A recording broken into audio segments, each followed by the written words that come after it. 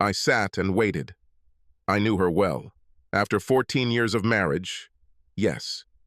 Her need to control every situation would make her rush home, do damage control, overpower everything else.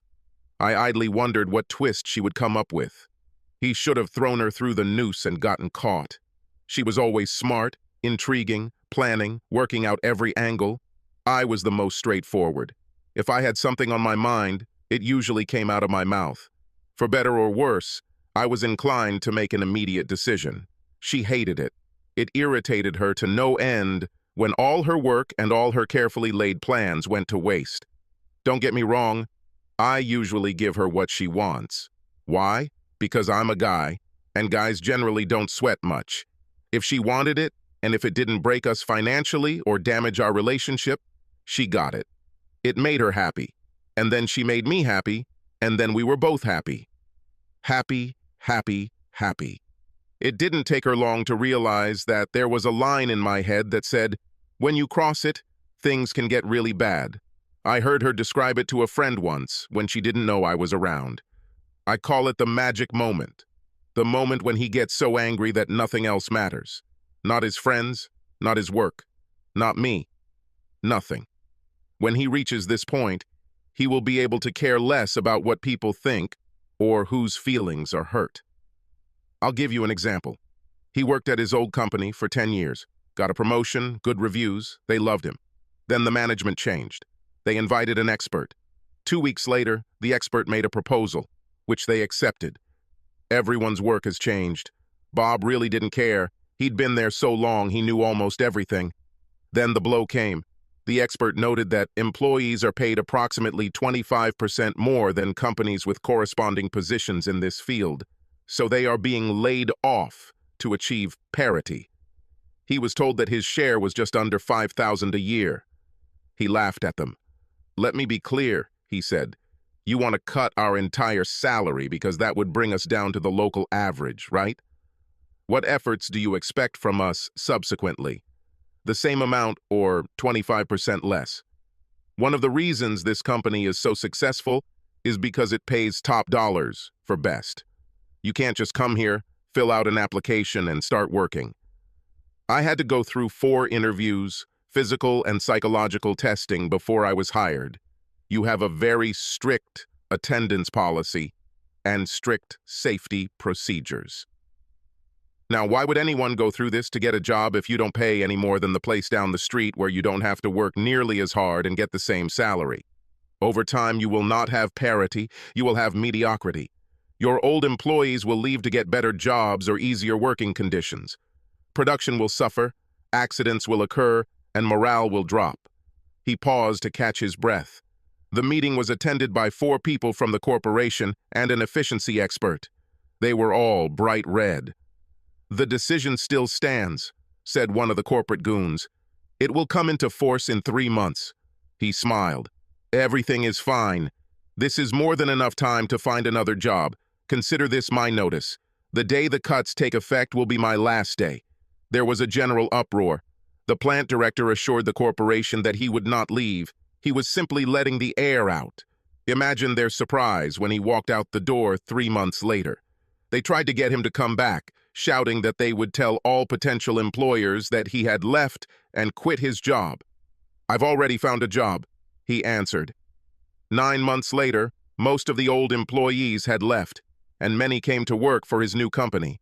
They brought in 2 corporate officers to try to convince him to return by offering him a good raise. He laughed, wished them luck, and left the restaurant.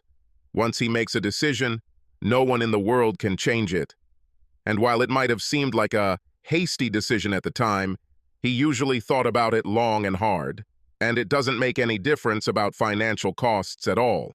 Not for him. I can live without money, but not without self-respect. I've heard this 10 times.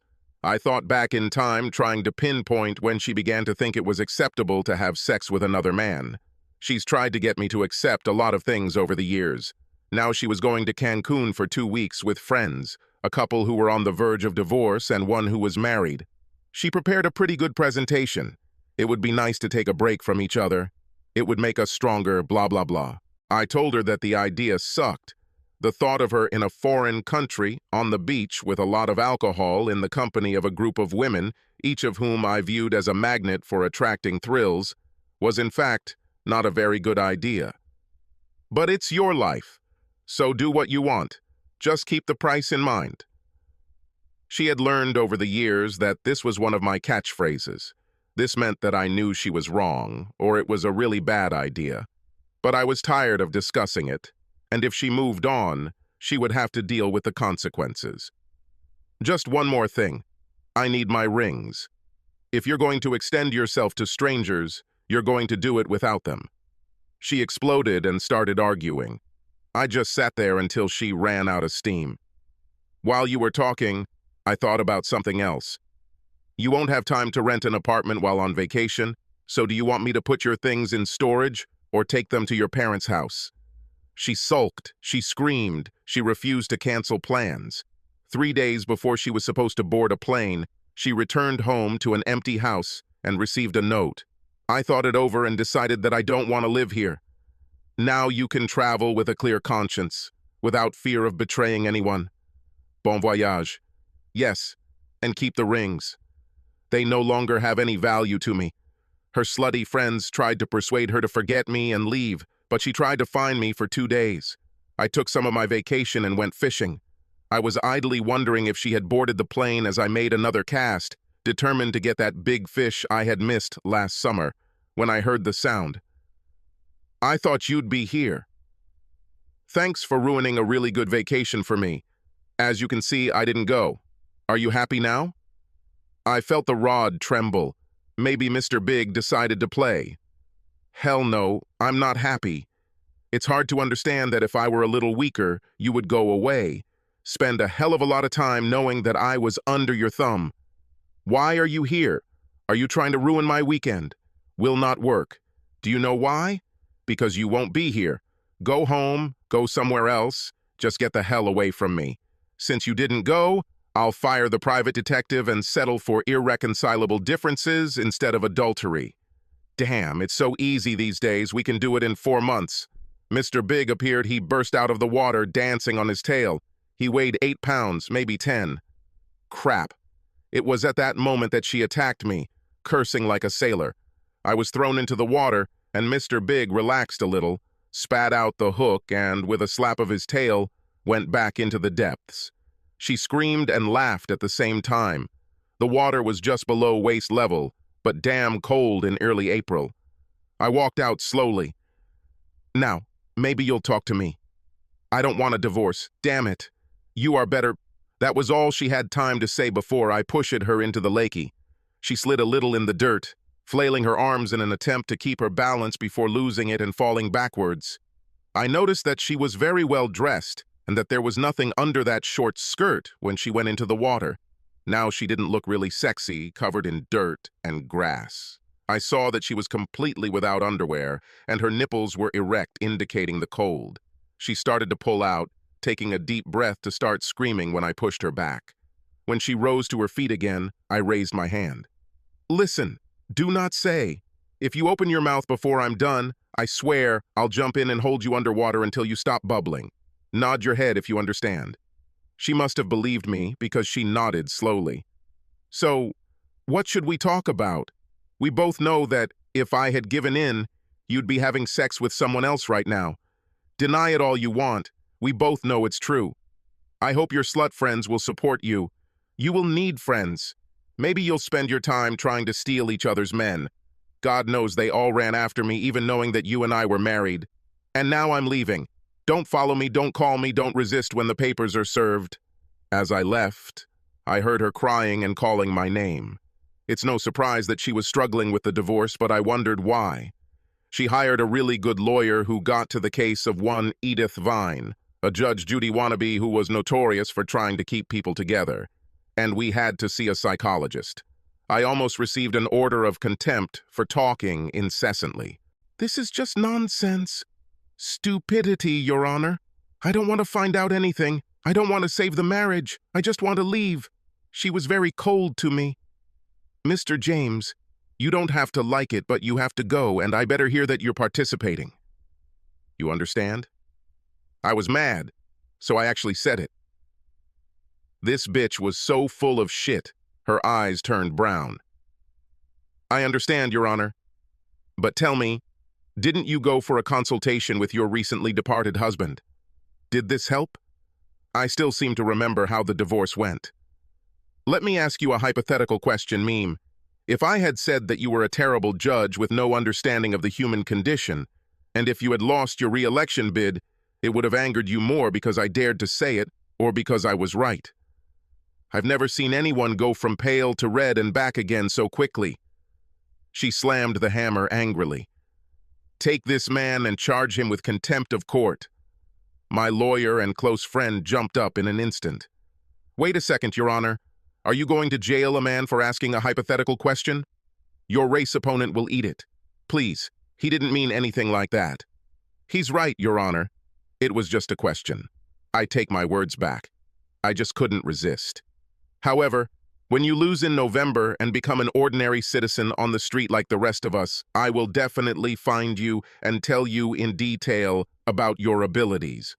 Okay, I dodged the bullet of contempt, but she got back at me by raising the mandatory sessions from 6 to 12.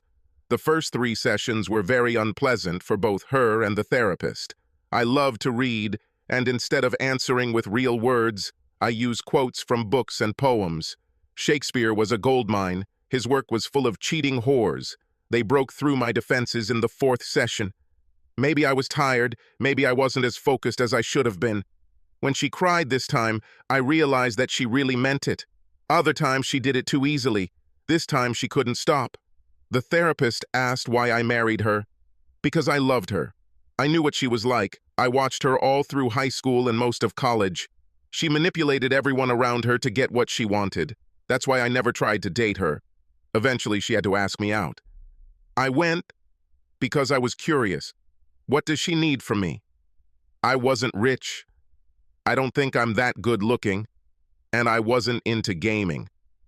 We were at a party thrown by one of her friends. Her boyfriend, who she broke up with, was there. She tried to use me to prove that she could have anyone she wanted.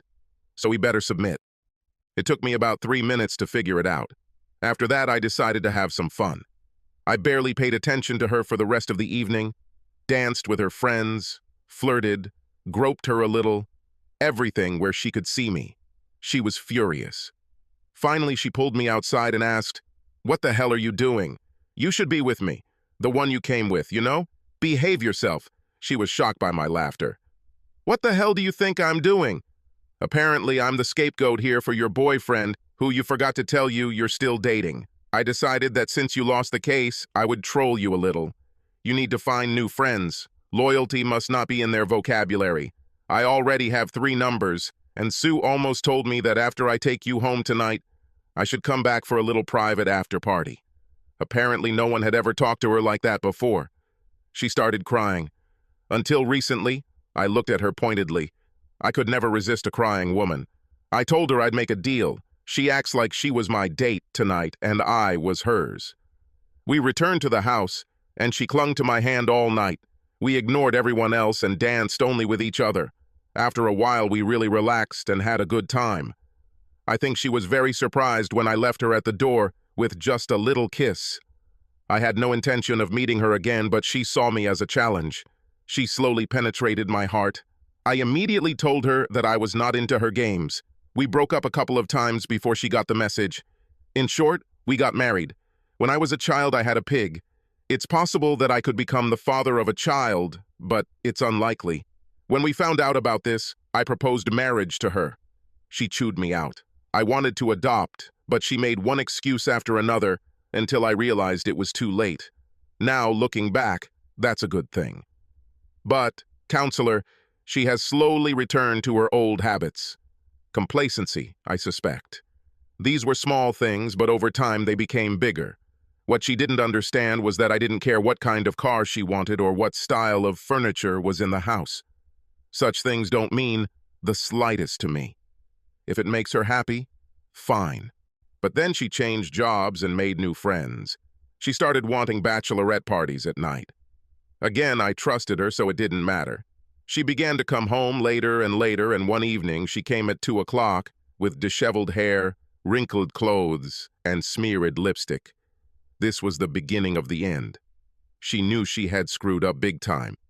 She apologized, saying that she was drunk and things didn't go further than kissing. I left her for 2 weeks. She begged, cried, swore that she would go to a psychologist. I was weak. I still loved that stupid bitch. I still can't say why. Things have gotten better. She realized she had control issues and really worked on them. She changed jobs again to get away from the sluts. Jumped from the frying pan into the fire, in my opinion.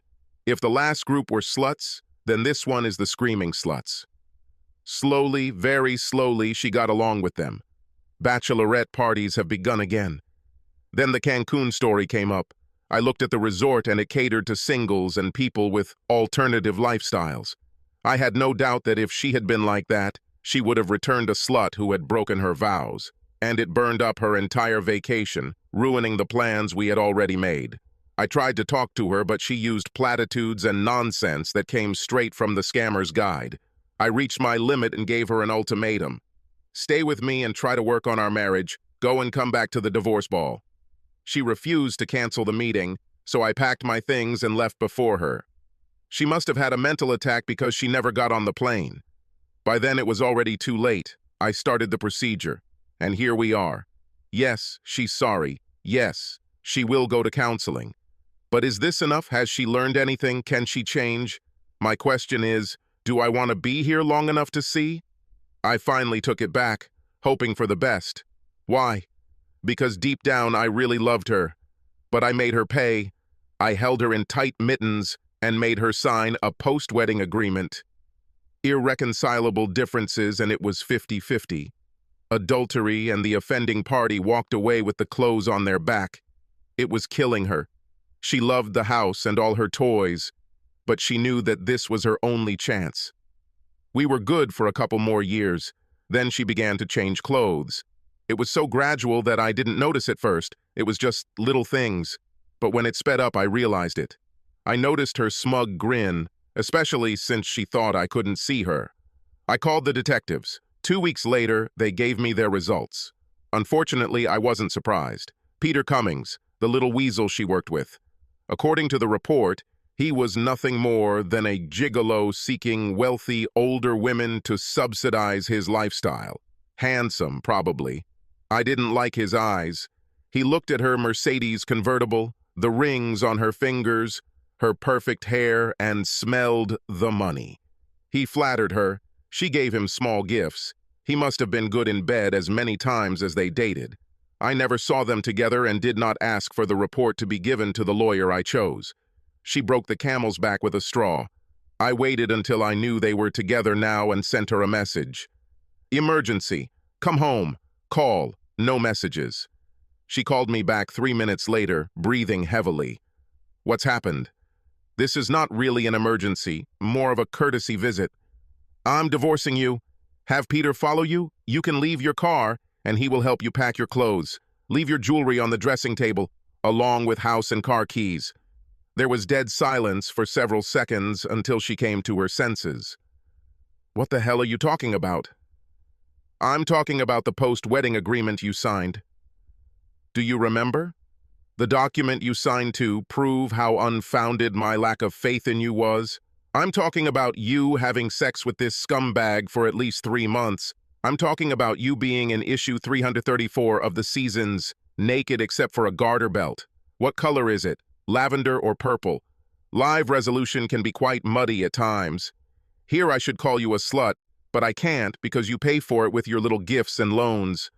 I saw her looking around wildly, trying to see the cameras. Stop looking. You'll never find them. And tell Peter that the leather strap he's wearing looks absolutely ridiculous on a man of his age and build. There's a site on the internet called Funny Farm that has stupid pictures. Tell him I posted it about 20 minutes ago. I just became famous. He doesn't need to thank me. I have to go. The locksmith should be here any minute. Wait, I'll be right there. Please, I can explain everything. Curiosity got the better of me, so I grabbed a glass of my favorite wine and waited. I heard her drive up, her heels clicking quickly on the path as she ran in. She looked around wildly until she saw me in the office. I lit the fireplace and found the fire soothing. She slowly approached me, and I stood up. "Sit down," I commanded, pointing to the back of the chair which I placed opposite the sofa. She sighed to complain about my tone, but changed her mind and sat down. "Guilt," I said, pouring myself another drink. She nodded, Wisley remaining silent. I poured a glass, handed it to her, and sat down again. "Give me a second to get comfortable. I love fairy tales, but they tend to put me to sleep, so if I doze off, forgive me." She trembled, a sharp answer on her lips before her mind intervened. "Honey, you know that I love you, right?" She paused, waiting for my answer, and when I remained silent, she continued. "I'm really sorry. Peter was a mistake. But when we finished, I told him about it when I left. I'm really sorry. Maybe you'll do better with the next one." Her anger exploded. "Really, Shane? You can't help here?" I laughed. "I'm really sorry. I didn't know I was supposed to help. How can I help you? Find another lover? There are a few guys in the office who might be interested, but most of them have pretty high standards. Maybe we could get nude photos of you back from Peter and I could show them the goods. I could do a review. You're pretty good when you want to be. Do you think this could work?" She turned pale, surprised at how much I actually knew. She was pretty stupid, in my opinion, allowing her lover to take nude glamour shots of her. "Please stop being mean to me. I'll tell you what, I'll do it if you just tell me why. Why, knowing that you can lose everything? Are you so stupid?" "I don't know exactly why. Let me give you an example. Do you remember a pair of Nikes I've been wearing for years? They are past their prime and are pretty worn out, but they stay on my feet so well that I can't bear the thought of giving them up. This is what my love for you is like. Sturdy, comfortable, and I will never leave you. When you see a pair of red 4-inch heels in a store window, you know they're not practical. They'll probably hurt your feet if you wear them too long, but you know you'll look and feel sexy in them. Them for a while. These shoes were Peter fun for a while, but I couldn't wear them every day. Do you understand, honey? It was just a fling, swaying a little in your heels, knowing you could go home and wear something that made you feel good. You understand?" I woke up. "I think I understand. Thanks for explaining it to me." I went to the closet in the hallway and took my jacket. She followed me. "What do you understand? You won't throw me out today, will you?" "No. My lawyer says I can't force you to leave until the papers are served, and even then I have to give you a reasonable amount of time to get your things. He suggested 2 weeks, so you'll probably be fine for 2.5, maybe 3 weeks, but you won't be able to sleep with me. I'll be a gentleman and move into the spare bedroom. I know how much you love that custom shower you told me to install." Her jaw dropped. I continued. "I'll tell you what, if you don't fuss, I'll help you find a good apartment, put down money, turn everything on, and pay 3 months of bills. You make decent money, but you've never had to pay bills, so I'll help you create a budget. You probably won't have anything left over for spa visits, expensive dinners, or shopping trips. But if you save, you can afford an evening out every 2 weeks or so. I'll even find you a decent used car, but you'll be responsible for the insurance. It's up to you to decide whether to take it or not, but in any case, you will leave." I reached into the hallway closet and pulled out my favorite black felt hat. It was vintage, straight out of the 60s. I had a great uncle who never left home without a hat, and when he died, he left me all of his hats, 31, all in excellent condition and kept in their original boxes. They suited me perfectly. I received them at a time when they were just coming into fashion. I thought I looked good in them, as do many of the ladies in my office. My dear wife said I looked stupid in them. I set the desired angle and opened the door. She was still trying to comprehend my words. "We need to continue the conversation. Try to figure it out. It's already 10. Where are you going?" I removed her hand from mine. "Buy shoes. I think I'll look for something young and sporty, or maybe I'll find something with cool Italian leather. If I can afford it, I'll probably get both. Do not wait for me." I laughed as I drove away, knowing she would press the speed dial button on my phone. It will ring. She should hear it clearly on the kitchen table. In the end, I got both in one package. She left me in the dust in her 6-inch heels. 10 years younger, she was smart, sexy, straightforward, and didn't play games. Goddess. I idolized the ground she walked on. She bought me hats for birthdays and anniversaries. Now I have more than 50. Gwen tried to resist, but when her lawyer looked at the prenuptial agreement, he urged her to accept my proposal. I didn't want her Mercedes, so I sold it, took half the money, and bought her a 4-year-old little Chevrolet. She even thanked me. She got married a couple of years later, and as far as I know, we no longer move in the same circles. They seem happy. I know that she was treated for quite a long time. Funny story, I actually went to court when my divorce was finalized, even though my lawyer said it wasn't necessary. I came across the judge who was handling my first attempt and ordered us to consult. Now she was just an ordinary city girl. She was there during her second divorce. I was almost accused of contempt because I couldn't stop